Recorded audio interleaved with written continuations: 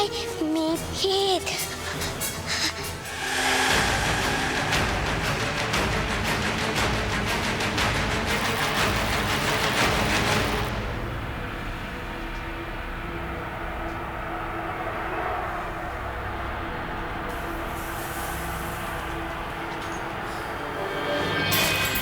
หิวเลยอย่ากินเลือดเนนเลยจ้ะเลือดเนนไม่อร่อยเลือดเนนฟาดเลือดเนนฟาดอย่ากินเนนเลยจ้ะทุบหน้าโกรธหน้าหิวหน้านั่งสมาธิดีกว่านั่งสมาธินะจ๊ะ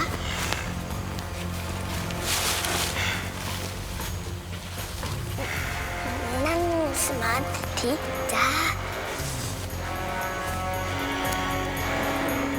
นั่งสมาธิจ้าหยุดหน้าสงบหน้าหยุดหน้าสงบหน้าหยุดหน้าสงบหน้าการให้ชีวิตเป็นบุญกุศลอย่างยิ่งนะจ๊ะหยุดหน้าสงบหน้าหยุดหน้าสงบหน้าหยุดหน้าสงบนะจ๊ะหยุดหน้า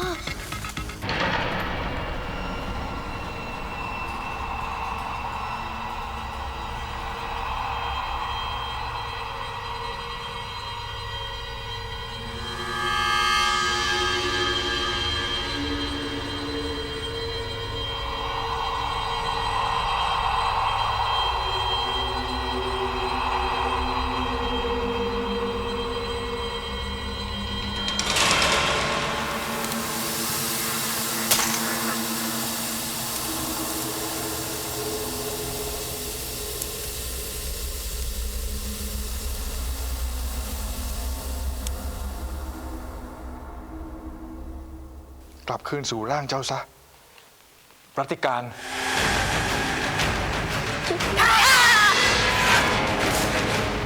โยมพี่ละเต้โยมผีพี่ละเต้โยมผีพี่ละเต้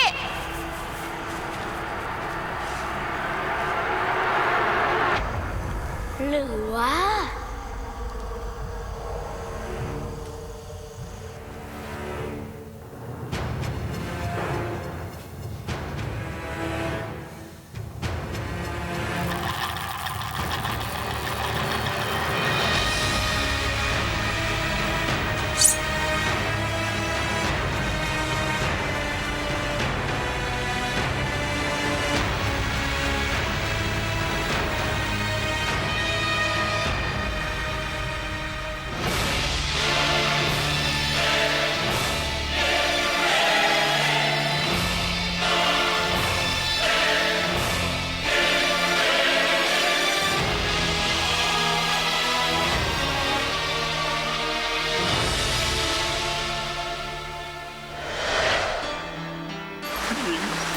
ท่านหญิงหมดรักกับผมแล้วหรือครับ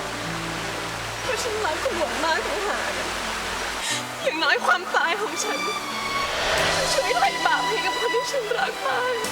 อย่านะท่านหญิง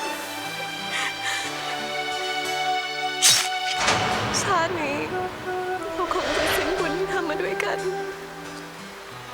แต่ฉันสัญญาเมื่อชาติหน้ามาถึง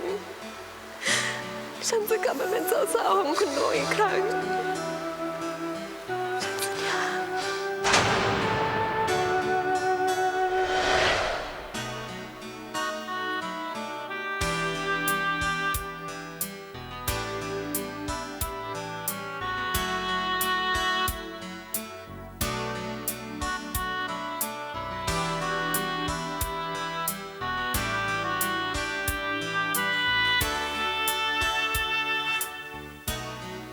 คุณหลวง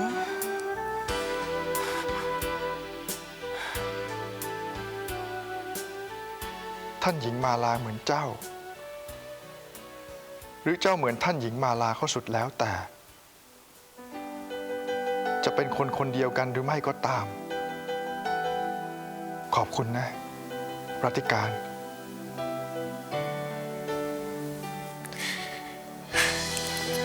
คุณหลวงทำไมคุณหลวงถึงต้องพูดอย่างนี้กับฉันล่ะคะ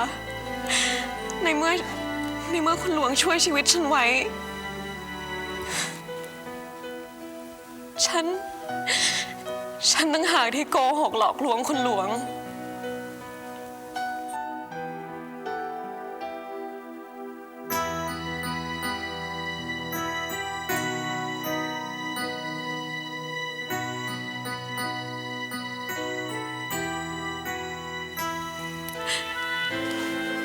ยกโทษให้ฉันนะคะคุณหลวง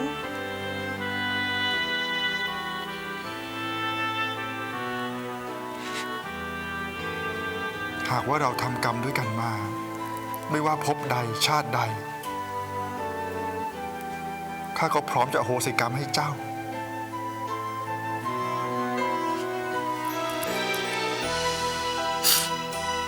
ขอบคุณมากนะคะคุณหลวง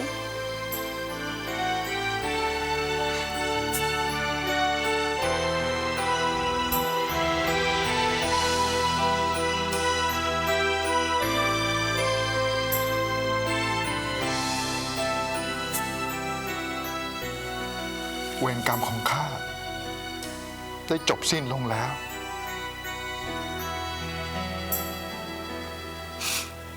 ความรักของคุณหลวงมันยิ่งใหญ่เหลือเกิน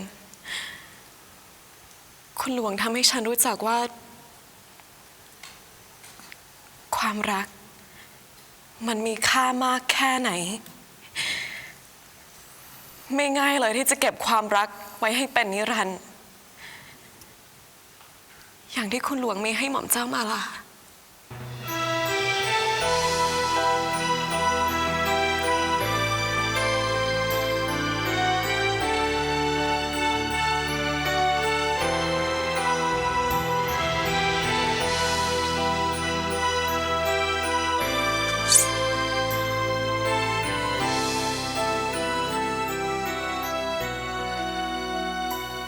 ท่านหญิงอโหสิกรรมให้กับผมนะขอรับ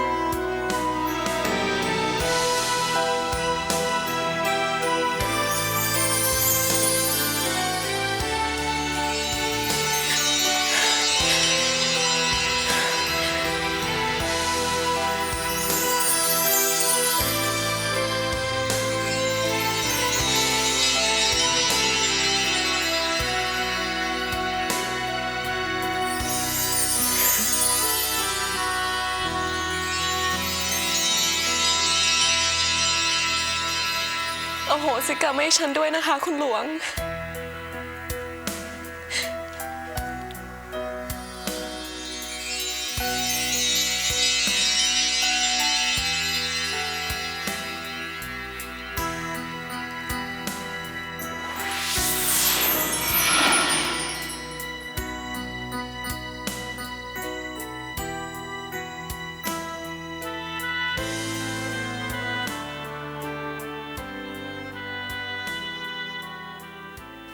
รัติการตะวันฉาย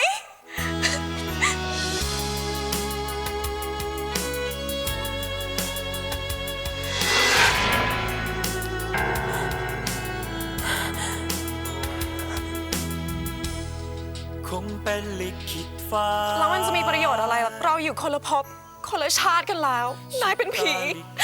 ฉันเป็นคน